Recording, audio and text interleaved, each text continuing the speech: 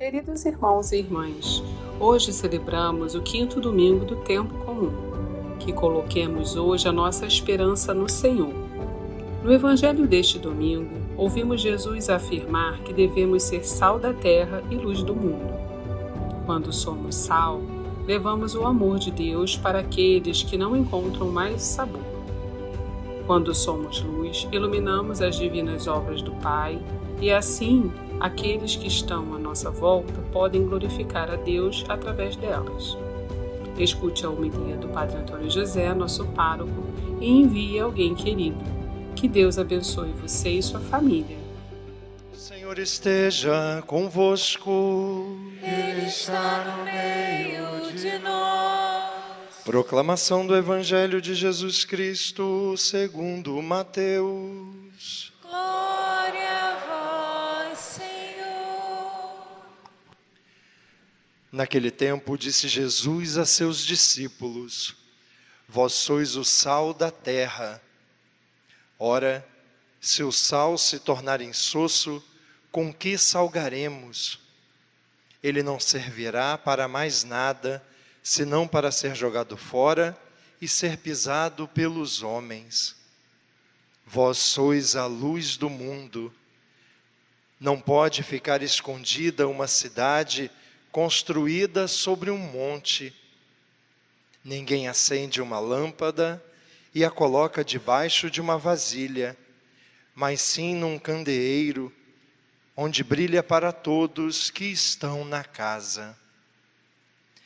Assim também brilhe a vossa luz diante dos homens, para que vejam as vossas boas obras e louvem o vosso Pai que está nos céus.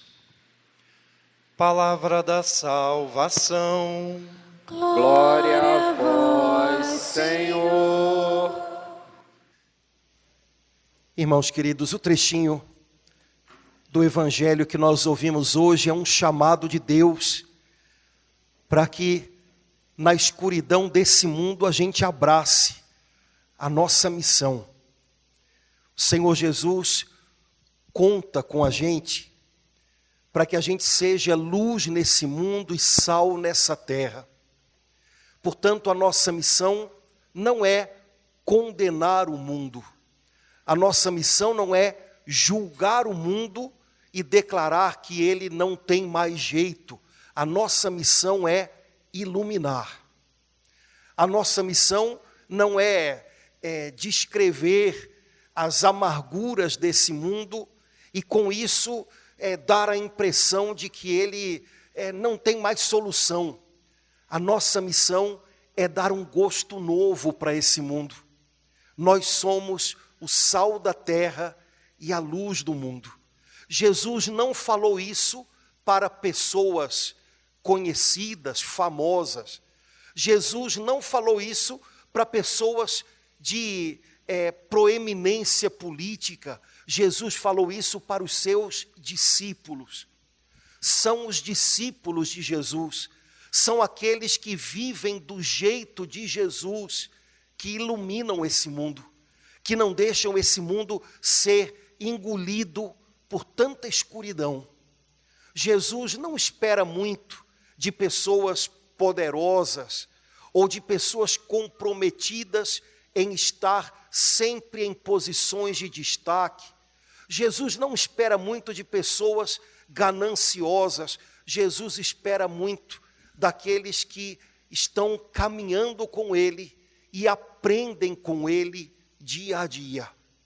Há uns anos atrás, o Papa Francisco visitou a África e ele teve um encontro que eu vi e nunca mais esqueci, com pessoas cristãs que tinham sido sequestradas e tinham sido escravizadas por grupos islâmicos e tinham conseguido fugir. E essas pessoas se encontraram com o Papa e com a ajuda de intérpretes, contaram para ele o que tinha acontecido. Tinham sido arrancadas das suas famílias, das suas aldeias, tinham sido levadas para longe, para trabalhos forçados, as mulheres tinham sido violadas, e algumas dessas pessoas que tentaram fugir ou tentaram pegar alguma coisa para comer, tinham tido o seu corpo mutilado, mãos arrancadas, pés arrancados. Essas pessoas, então, conversando com o Papa, ao final da sua explicação, depois de contar a sua história, elas mostravam o tipo de instrumento que tinha sido usado para machucá-las. Eram foices, eram facões, e elas então diziam ao Papa, nós somos cristãos, por isso nós perdoamos essas pessoas e vamos deixar aos pés da cruz esses instrumentos que nos machucaram, para que a gente não tenha a tentação de usá-los também para machucar alguém, para machucar em troca. E então eles levavam aqueles facões, aquelas foices, até a cruz que estava na sala e deixavam ali. E gente muito humilde, gente muito simples, essa gente é luz nesse mundo. Essa gente não está na internet, essa gente não tem dinheiro em abundância, essa gente não é poderosa aos olhos dos homens, mas essa gente não deixa o nosso mundo descer numa escuridão sem fim. Pois Jesus hoje diz também para nós que estamos aqui, vocês são a luz do mundo. Vocês precisam brilhar nesse mundo, a luz que vocês carregam, para que as pessoas olhem para vocês e lembrem que existe um Deus a quem vale a pena servir, um Deus que ensina a gente a ter compaixão, a ter misericórdia, mesmo quando a gente está cercado de pessoas que não têm mais compaixão. É preciso que as pessoas vejam a luz que foi acesa dentro de vocês e glorifiquem a Deus por estarem perto de vocês.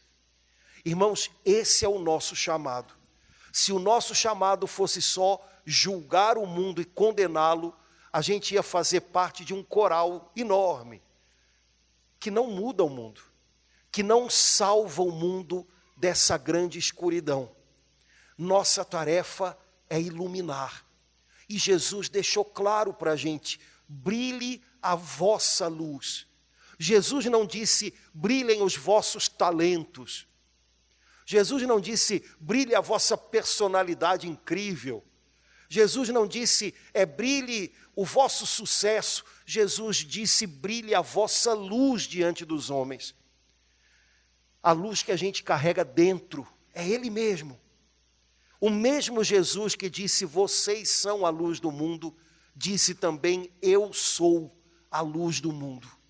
Um cristão tem algo a trazer para esse mundo que mais ninguém pode trazer, a presença de Jesus. Brilhe a vossa luz diante dos homens.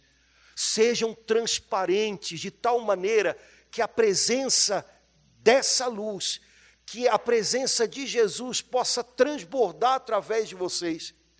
E onde vocês estiverem, vocês vão fazer algo incrível, que talvez não vá ser noticiado, que talvez não vá se tornar conhecido de outros, mas vai dar a chance de um brilho para a vida de pessoas que estavam numa completa escuridão. Sejam sal da terra, disse Jesus. As pessoas vivem numa amargura imensa no nosso tempo. A amargura de notícias ruins que não acabam e que vão minando a esperança da gente, a crença da gente. Pois então, nesse mundo de tanta amargura, levem um gosto bom. Deixem um gosto bom na vida das pessoas que encontrarem com vocês. Salguem esse mundo, deem um sabor, deem um gosto pela vida que esse mundo está perdendo, porque está esquecido de Deus. E esse gosto bom de viver, que faz a gente se encantar com a vida, a gente só tem quando a gente descobre que em tudo, no fundo, Deus está perto da gente. Sal da terra, luz do mundo, esse é o nosso chamado. Nosso chamado é dar gosto e iluminar. Nosso chamado não é criticar, não é brigar, não é julgar, não é condenar. Muita gente já faz isso. O nosso chamado é trazer algo que só um filho de Deus pode trazer, a luz que carrega dentro. Mas o segredo é que você não deixe apagar essa luz que foi acesa por Deus dentro de você. Como é que a gente poderia ser luz do mundo se dentro da gente mesmo tudo já foi apagado? Se a gente já deixou o que estava queimando aqui dentro virar cinzas, deve ter uma brasa acesa aí dentro ainda. Cavuca, sopra, faz ela pegar de novo, mas não deixa nada nesse mundo apagar o que Deus acendeu dentro de você. Nossa missão é sermos homens e mulheres de Deus, onde Ele nos coloca, não resolvendo todos os problemas do mundo, mas diminuindo um pouco o sofrimento, a dor de quem a gente encontra. Pessoas que prometem que vão resolver todos os problemas, certamente estão prometendo muito além do que poderiam realizar. Aliás, se tem alguém que poderia resolver todos os problemas, já veio, já fez a parte dele. Agora a nossa parte é seguir os seus passos.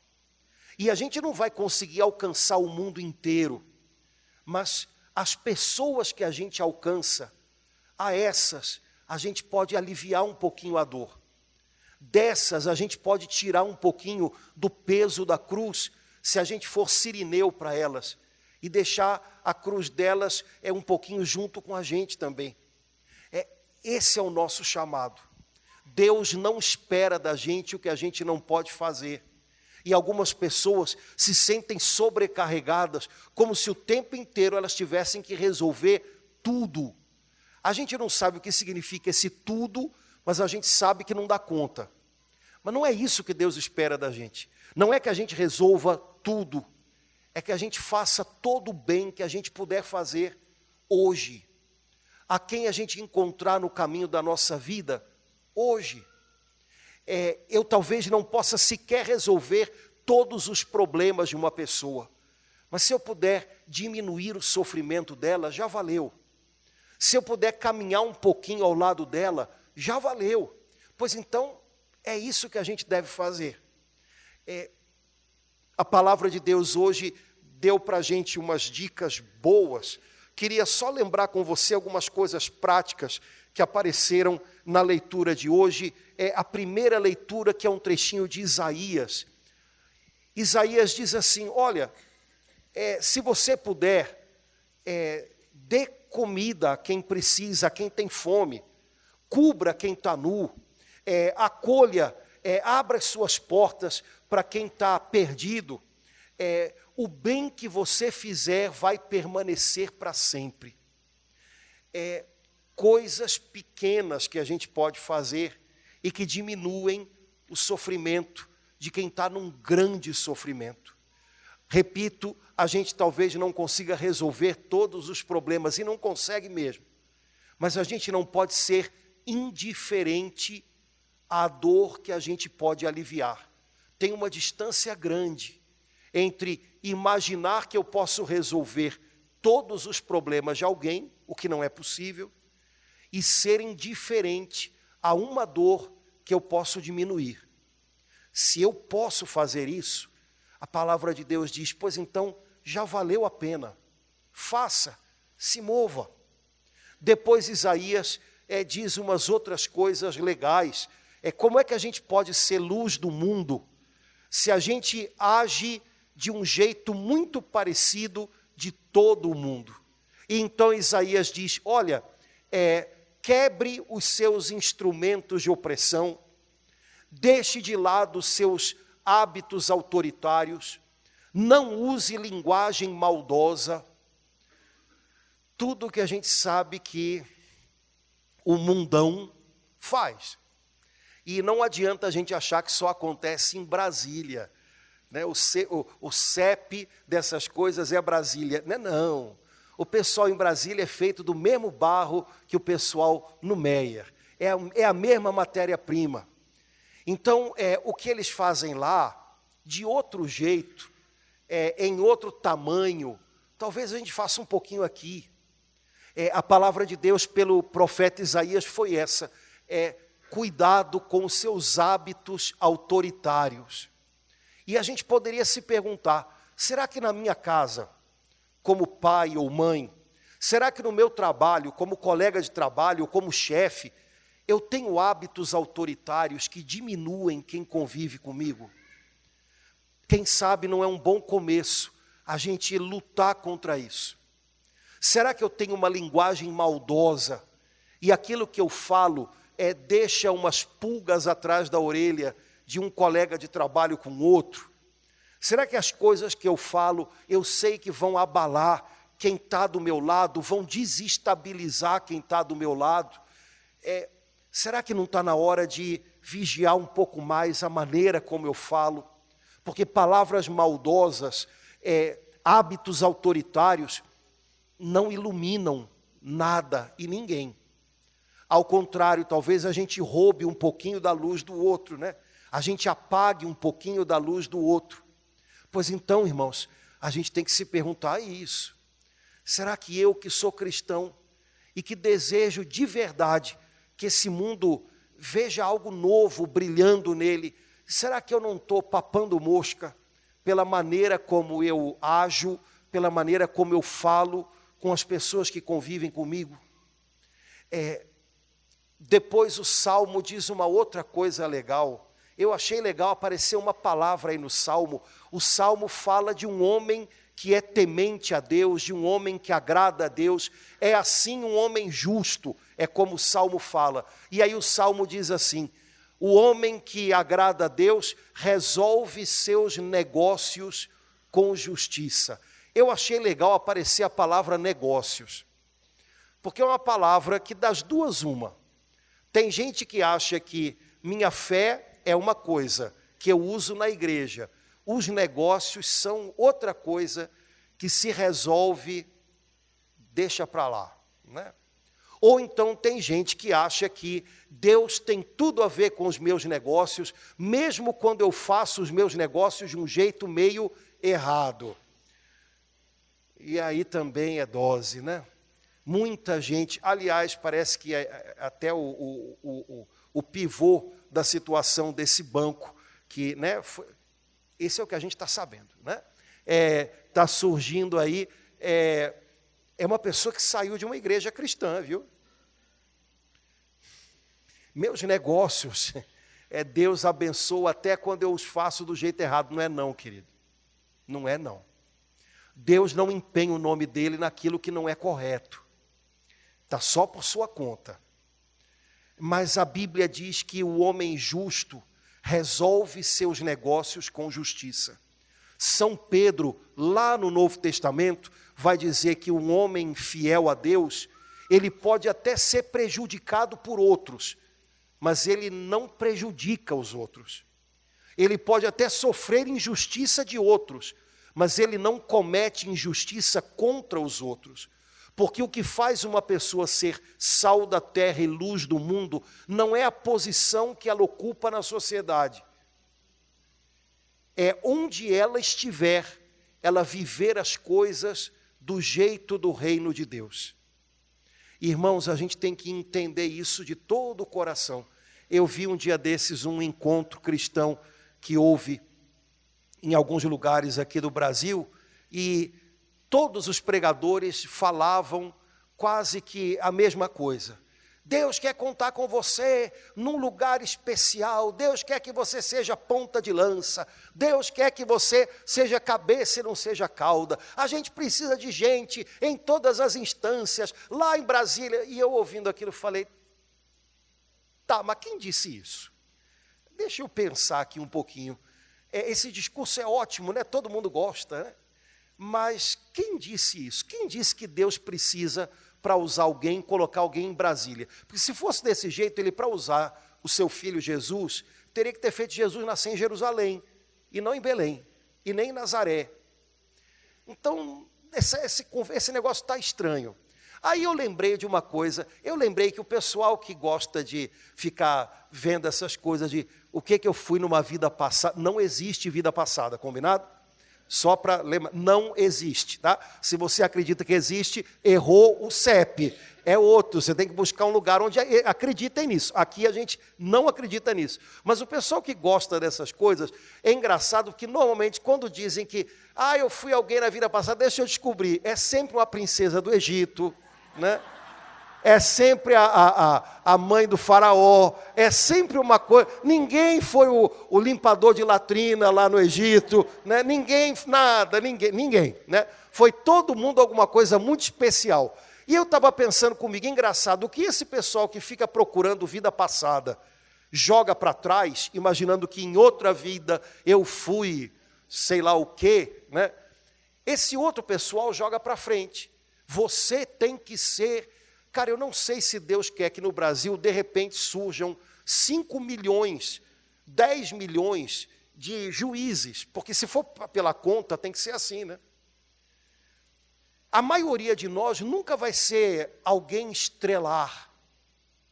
A maioria de nós vai ser só gente, no lugar onde está, com a sua família, realizando o seu trabalho. Pois então, neste lugar, Deus quer que você seja luz do mundo.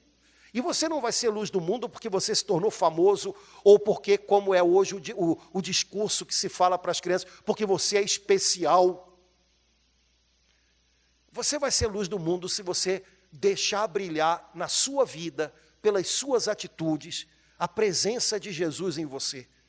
E se você tiver um coração cheio de compaixão como o dele, e se você tiver compromisso em, se for preciso, ser prejudicado para não prejudicar, aí você é luz do mundo.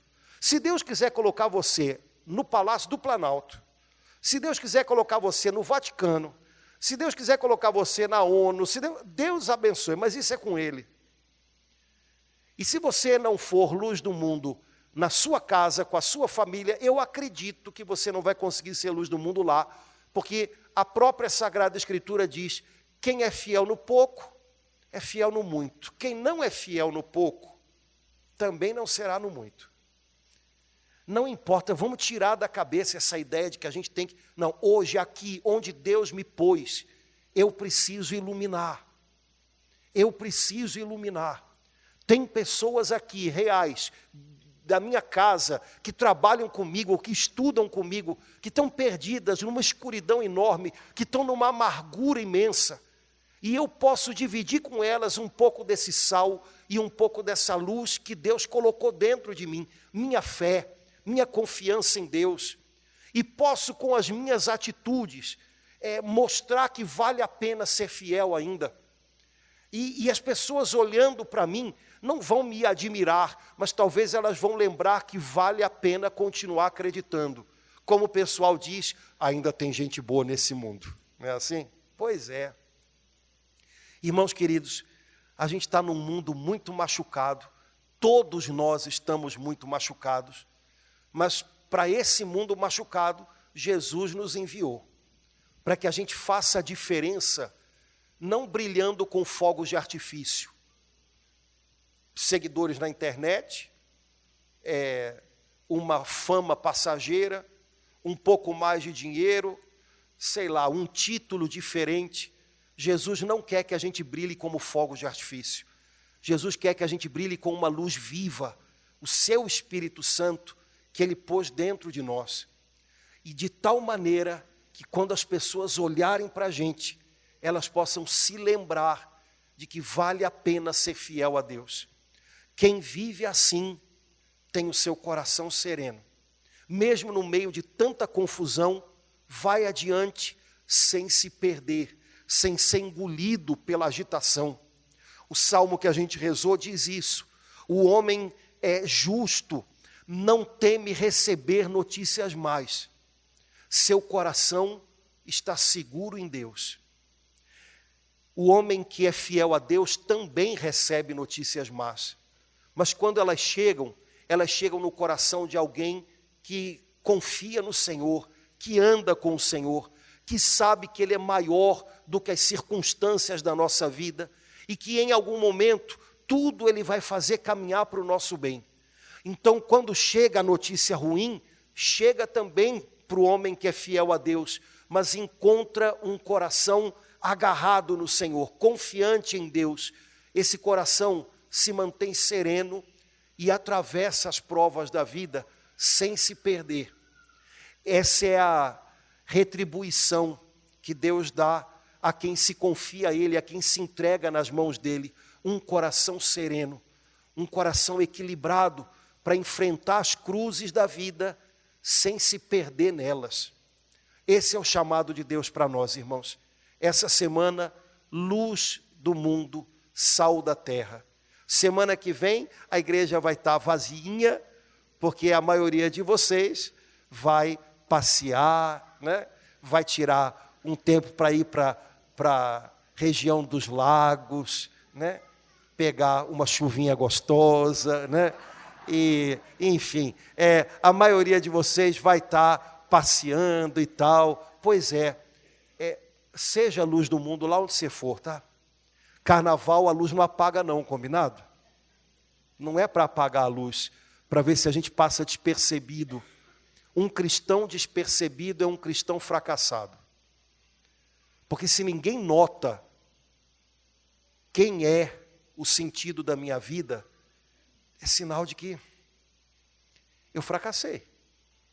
Se ninguém nota o que é o sentido da minha vida, é sinal de que talvez eu não esteja de verdade vivendo por Ele.